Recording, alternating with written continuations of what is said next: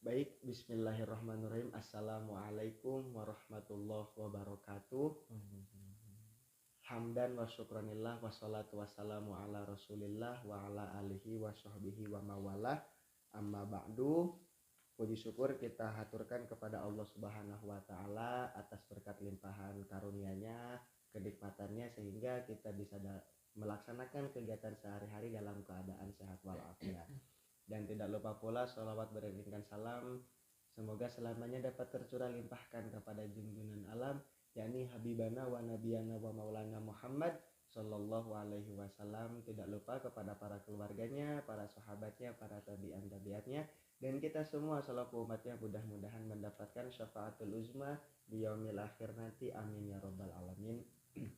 Baiklah, perkenankanlah di sini saya Raihan Pramana dengan nomor induk mahasiswa 330302100020 akan membuat video wawancara sebagai tugas mata kuliah Hukum Tata Negara dan merupakan sebuah tugas individu yang mana di sini saya menghadirkan narasumber. Beliau adalah Mas Huda. Apa kabar Mas Huda, sehat?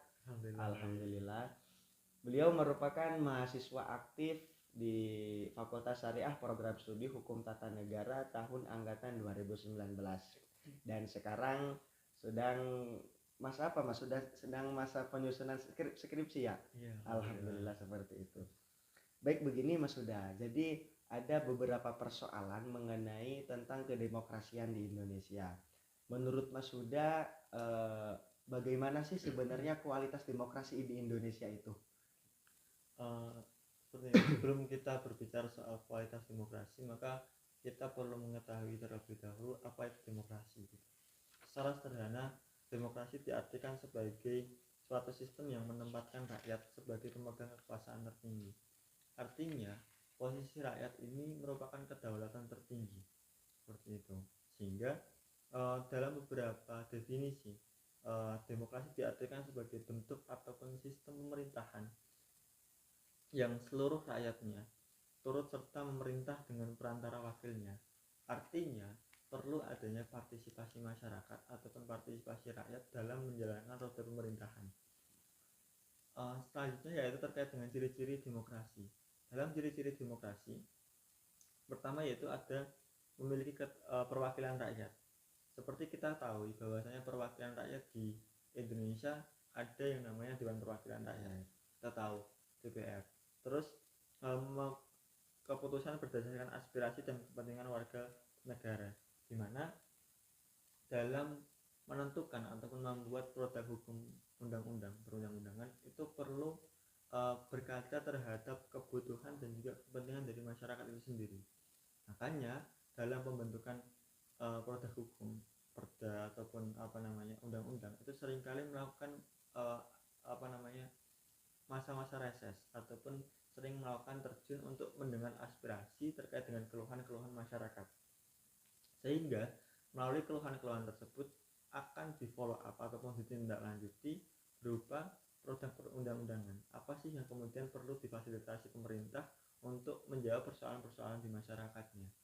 Terus selanjutnya menerapkan ciri-ciri konstitusional, di mana ini yaitu penerapan terkait dengan hukum ataupun undang-undang.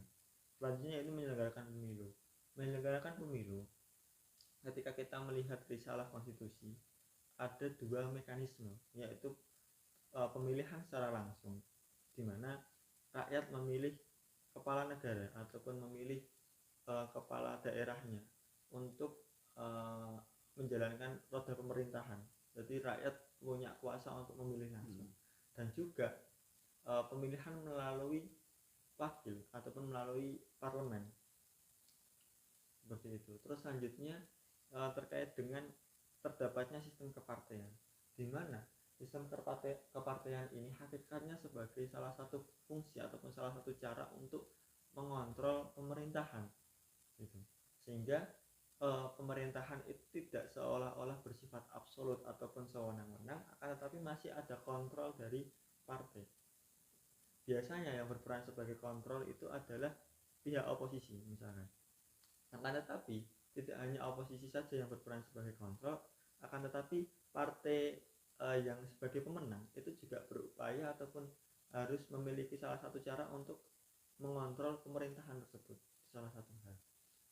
Sehingga ketika kita berbicara mengenai sistem kepartian, kita mengenal 3 mekanisme, yaitu pertama partai tunggal seperti kita lihat partai komunis di Cina, selanjutnya konsep sistem duipartai, di mana kita mengenal konsep duipartai itu di negara Amerika salah satu contohnya. Terus yang terakhir yaitu sistem multipartai, di mana sistem multipartai ini seringkali digunakan di Indonesia karena banyaknya mayoritas ataupun banyaknya suku, ras, budaya, agama, sehingga perlu kemudian memfasilitasi hal tersebut melalui partai ataupun melalui partai politik untuk mengakomodir kepentingannya seperti itu. Nah itu sistem multipartai itu digunakan di Indonesia. Selanjutnya kita berbicara terkait dengan prinsip. Al-Moody menyebutkan bahwasanya suatu negara disebut berbudaya demokrasi apabila memiliki sokok guru demokrasi. Pertama yaitu kedaulatan rakyat, kedua pemerintah berdasarkan persetujuan yang diperintah, ketiga kekuasaan mayoritas, keempat hak-hak minoritas, kelima jaminan hak asasi manusia, keenam pemilihan yang bebas dan jujur, ketujuh persamaan di depan hukum, kedelapan proses hukum yang wajar, 9 pembatasan pemerintah secara konstitusional, 10 pluralisme sosial, ekonomi dan politik, nilai-nilai toleransi, pragmatisme, kerjasama dan mufakat. Ketika kita sudah melihat bagaimana definisi, ciri dan juga prinsip, maka kita bisa tahu apa sih yang menjadi persoalan dari demokrasi di Indonesia. Nah, ketika kita berbicara soal kualitas demokrasi di Indonesia, sebenarnya terkait dengan sistem demokrasi yang kemudian diadopsi oleh bangsa Indonesia, ini saya rasa sudah kompleks. Akan tetapi yang menjadi persoalan adalah terkait dengan implementasinya ataupun penerapannya. Ketika kita melihat kedaulatan rakyat, masyarakat itu mempunyai hak untuk memilih, dan juga masyarakat memiliki hak untuk mencurahkan aspirasinya, menyurahkan keluh kesahnya yang kemudian difasilitasi.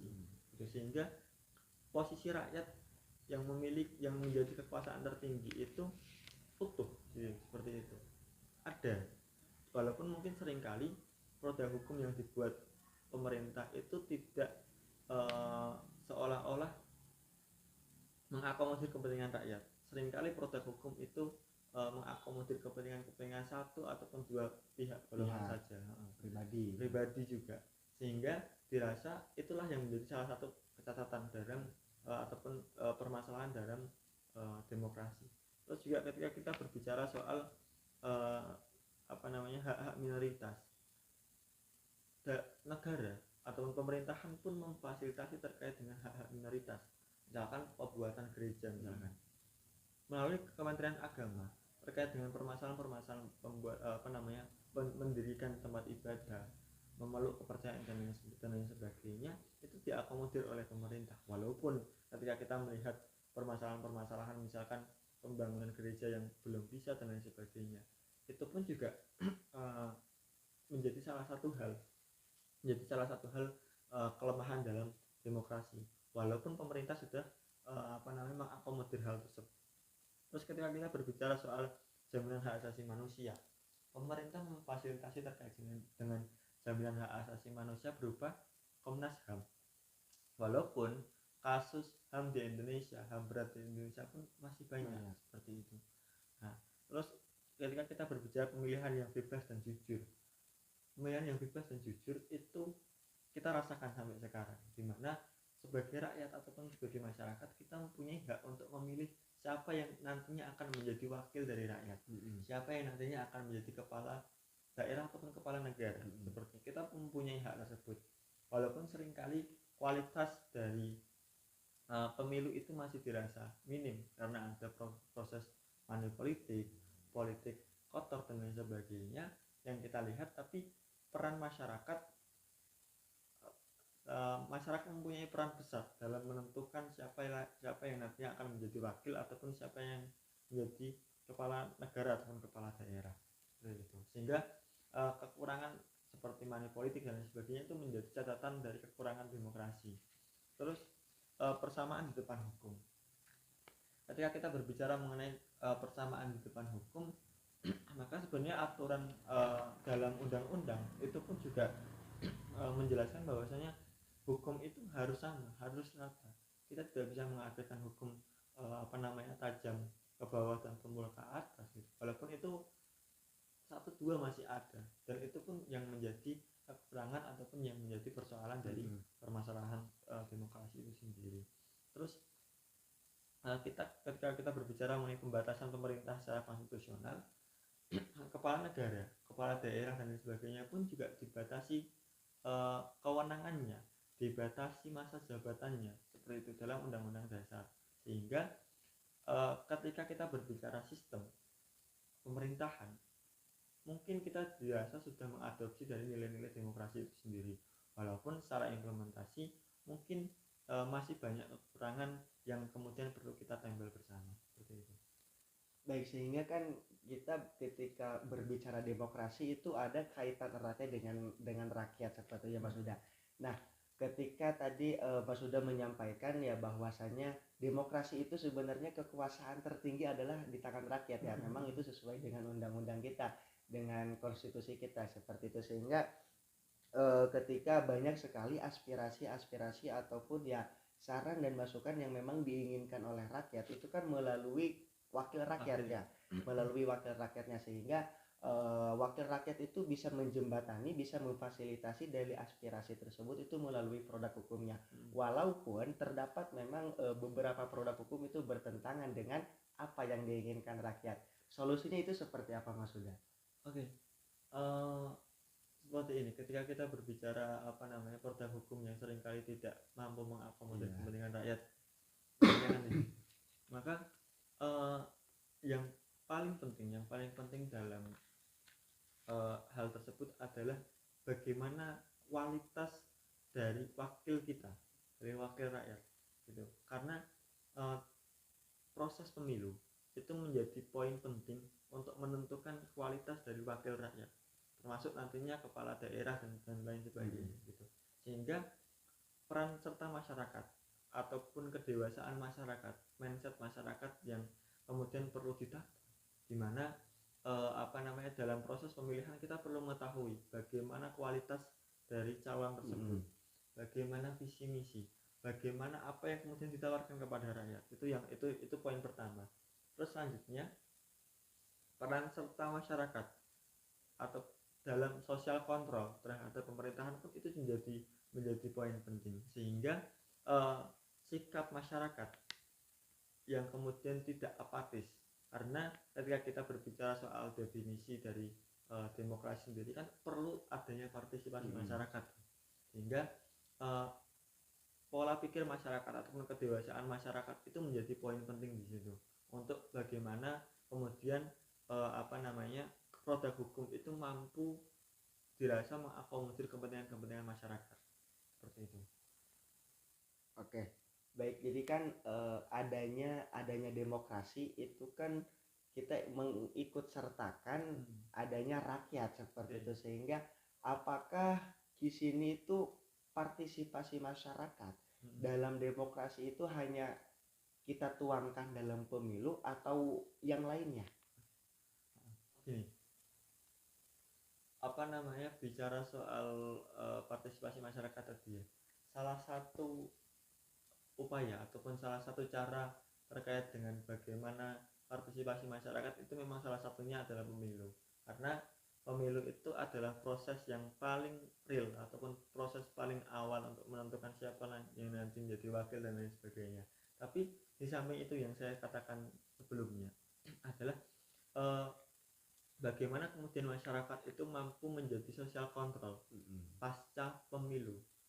Karena seringkali ketika pasca pemilu itu para wakil ataupun para kepala daerah dan sebagainya itu kadang lupa, sehingga social control masyarakat ini menjadi penting, di mana masyarakat itu mampu menyadarkan kembali apa yang kemudian menjadi janji-janji manis dari para wakilnya misalkan gitu, dan juga apa yang menjadi produk hukum ataupun menjadi kebijakan-kebijakan itu perlu kita kontrol.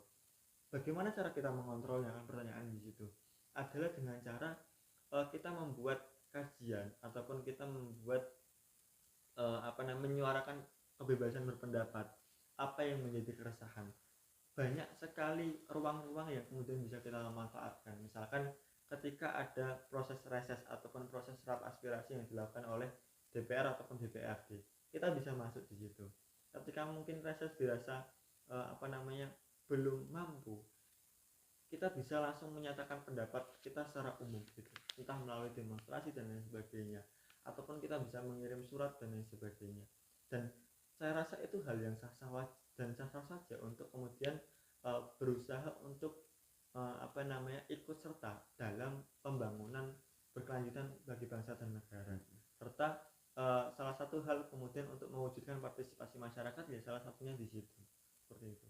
Sehingga bisa dikatakan ya bahwasanya kan dalam keikutsertaan masyarakat atau partisipasi masyarakat dalam demokrasi kan jadi tidak hanya dalam pesta demokrasi ataupun pemilu. Jadi dengan adanya pasca pemilu kita bisa mengontrol, kita bisa mengawasi bahwasanya bagaimana sih para wakil kita dalam bekerja, kemudian bagaimana para wakil kita untuk menjembatani dari aspirasi kita, dari saran-saran kita seperti itu. Jadi artinya tidak ada pembatasan terkait kebebasan masyarakat dalam untuk berdemokrasi seperti itu. Nah, seperti ini Mas Huda. Ketika ada masyarakat yang memang dia itu sadar bahwasanya hidup berdemokrasi itu tidak ada batasnya, sehingga dia itu mampu untuk melakukan apa saja yang dia inginkan dengan sebebas-bebasnya. Bagaimana ketika ya satu atau dua dari rakyat tersebut itu melakukan kebebasan yang melampaui batas. Solusinya itu seperti apa Mas Huda? Ini menarik gitu karena sebenarnya gini, yang menjadi poin penting untuk membatasi dari kebebasan berpendapat itu bukan aturan, iya gitu. Karena seringkali ketika aturan itu menjadi batas dari kebebasan berpendapat itu seolah-olah kebebasan berpendapat itu dibatasi ketika didasarkan kepada undang-undang ataupun aturan. Akan tetapi yang menjadi tolak ukur menurut saya adalah terkait dengan norma, etika, aturan yang kemudian melekat kepada diri kita masing-masing. Karena sebagai bangsa Timur, saya katakan bahwasanya kita memiliki local wisdom, kita memiliki karakteristik tersendiri, sehingga kita tahu apa yang kemudian perlu dijalankan dan apa yang kemudian tidak perlu dijalankan, seperti itu. Karena local wisdom tersebut saya rasa melekat kepada diri kita masing-masing. Nah, itulah yang kemudian menjadi pembatas ataupun menjadi batasan bagi kebebasan berekspresi. Karena jelas misalkan ketika kita berbicara soal kebebasan berekspresi dalam budaya kita, dalam norma sosial kita, ketika kita berbicara dengan bahasa-bahasa yang kotor, binatang dan lain sebagainya, itu jelas tidak boleh. Dan itu pun secara keseharian, aktivitas dan sebagainya itu memang tidak boleh gitu. Sehingga secara sadar ataupun tidak pun terkait dengan norma, etika, aturan yang kemudian melekat dalam diri kita itu sudah mampu menjadi pembatas bagi kebebasan berekspresi. Sehingga jadi sebenarnya dalam mengutarakan argumen, pendapat ataupun ya apa saja yang ada pola pikir kita sebenarnya tidak ada batasnya, sehingga yang bisa dikatakan sebagai pembatasan itu ketika kita berekspresi ya mengekspresikan diri kita dalam mengutarakan dari argumen kita ya. Mungkin salah satunya produk hukum dalam seperti itu kan adanya undang-undang demonstrasi undang-undang tentang penyampaian pendapat di muka umum seperti, sehingga ya artinya apa yang dibahas dalam undang-undang itu sebenarnya tidak membatasi pola pikir kita, yang dibatasi hanya saja dalam ekspresi kita, bagaimana kita bertingkah laku, mungkin seperti itu. Oke, baik Mas Huda, satu lagi nih terakhir Mas Huda. Sehingga kan tadi ada terkait produk hukum yang memang bertentangan dengan kerakyatan ataupun dengan keterwakilan yang memang produk hukum tersebut itu bertentangan dengan apa yang diinginkan rakyat. Dengan demikian bisa dikatakan gak sih bahwasanya demokrasi ini bertentangan dengan Pancasila? ketika kita berbicara demokrasi bertentangan dengan Pancasila, saya rasa tidak gitu. Karena ketika kita melihat demokrasi Pancasila yang kemudian digunakan di Indonesia itu kan menitik beratkan kepada konsep musyawarah gitu. Ketika kita berbicara demokrasi Pancasila ya, menitik beratkan kepada musyawarah di mana terkait dengan problematika ataupun permasalahan-permasalahan tersebut diselesaikan dengan cara musyawarah, bertabayun, duduk bersama dan lain sebagainya. Dan itu menjadi budaya kita. Sehingga konsep keterwakilan pun itu menjadi budaya kita gitu. Karena dari keterwakilan itu memunculkan cara bagaimana kita bermusyawarah dan lain sebagainya. Sehingga ketika demokrasi itu dikatakan bertentangan dengan Pancasila, saya rasa tidak gitu. Walaupun yang menjadi persoalan itu adalah supremasi hukum ataupun penegakan hukum, itu menjadi lubang-lubang yang perlu ditempel untuk menyempurnakan konsep demokrasi yang digunakan di Indonesia seperti itu. Oke. Sehingga ya jika kita tarik kesimpulan, sebenarnya yang memang harus ditingkatkan kualitasnya adalah aparatur penegak hukumnya seperti itu, dalam membuat produk hukum yang memang nanti akan diundangkan, akan dipublish kepada masyarakat umum seperti itu. Sehingga disinilah mungkin ya bisa dikatakan bahwasanya peran mahasiswa itu menjadi seorang salah satu pengawas dari produk hukum yang dikeluarkan, mungkin seperti itu Mas Huda. Oke, dan jika dalam wawancara ini bisa dicukupkan sekian Mas Huda ya. Terima kasih atas kesempatannya malam-malam ini berkunjung ke jauh-jauh ini. Oke, mungkin cukup sekian dari wawancara kita pada kesempatan kali ini. Kurang lebihnya mohon maaf atas segala kekurangannya ataupun kesalahannya. Terima kasih atas segala partisipasinya dan kerjasamanya. Akhir kata saya tutup dengan doa, wallahul muwaffiq ila aqwamit thoriq. Wassalamualaikum warahmatullahi wabarakatuh.